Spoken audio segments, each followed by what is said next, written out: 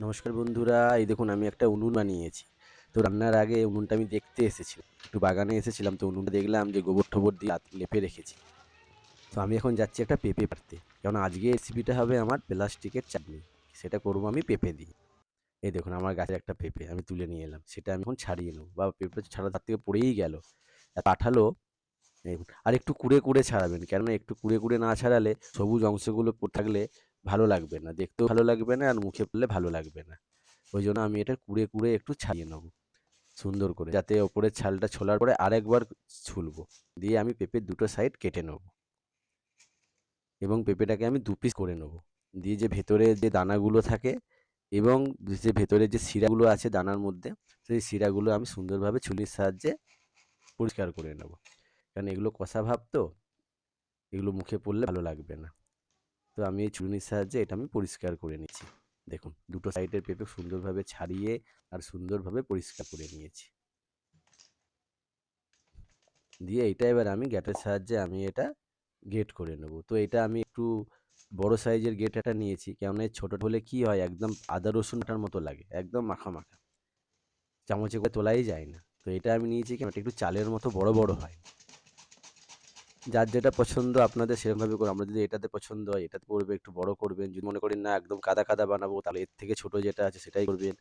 আর যাদের কাছে গ্রেটার নেই তারা সেদ্ধ করে চটকেও নিতে পারেন একটুখানি, তাতেও হয়। কেন এটা যত মাখা হবে তত ভালো হবে। এই দেখুন আমি করে নিয়েছি সুন্দর করে। তো আমি এটাকে একটুখানি সেদ্ধ করে নেব। কেননা কষা ভাবটা না চলে গেলে, জলটা না ফেলে দিলে আমার বেশ ভালো লাগে না। দেখুন আমি এটার মধ্যে আমি ওটাকে ১ গ্লাস জল দিয়ে দিলাম। দিয়ে আমি গ্রেট করে রাখা পেঁপেটা ওর মধ্যে দিয়ে দেবো। আমার যদি রান্না ভালো লাগে আপনাদের, তাহলে আমাকে একটু সাপোর্ট করবেন, পাশে থাকবেন। রান্নাটা একটুখানি আমার চ্যানেলটাতে লাইক, সাবস্ক্রাইব এবং সবাইকে দেখার সুযোগ করে দেবেন। তো আমি এখানে দিয়ে দিলাম একটু নুন। ১/২ চামচের মতো নুন দিলাম। আর আমি এটাতে একটু হলুদও দেবো। কেন তাহলে একটু কালার হবে। তাহলে একদম সাদা তো। আপনারা চাইলে হলুদ বাদও দিতে পারেন।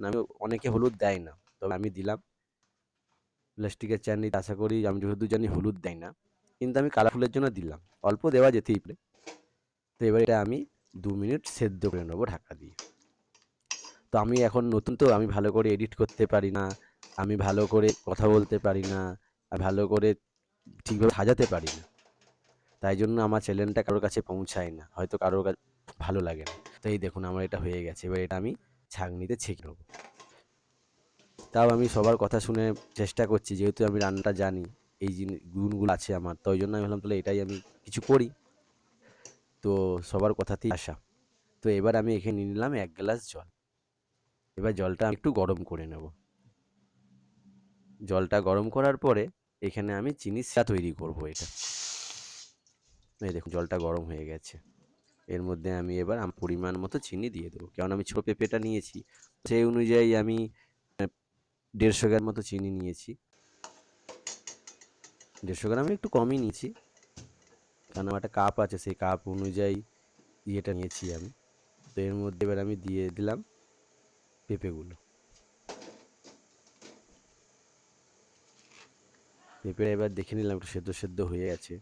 তো জলটা একটু শুকাতে হবে। তো তার আগে আমি এখানে কাজু কিশমিশ দিয়ে দিলাম। কেননা কাজু কিশমিশগুলো আমি আগে ভেজাইনি। কেননা এখানে আবার এতক্ষণ ফুটবে তো, খুব গলা হয়ে যাবে। তাই জন্য আমি এটা ভিজিয়ে রাখিনি। আপনারা চাইলে ভিজিয়ে রাখতে পারেন আগে একটু। কেন যেহেতু আমার পেঁপের গ্যাটারটা একটু বড়, তো এক্ষেত্রে আমি কাজু, কিশমিশ আর এটা দিয়ে দিলাম হচ্ছে আপনার টুটি ফুটি। পেঁপেরই একটা আইটেম টুটি ফুটি। তো আমি এটা দিয়ে দিলাম যাতে একটু কালারফুল দেখতে লাগে। তো এটা আমি এখন পুরো এটা আমি শুকিয়ে নেব। এটা আমি একটু শুকিয়ে নেব। কেননা আবার ঠান্ডা হয়ে গেলে কি হয়, আরও টাইট হয়ে যায়।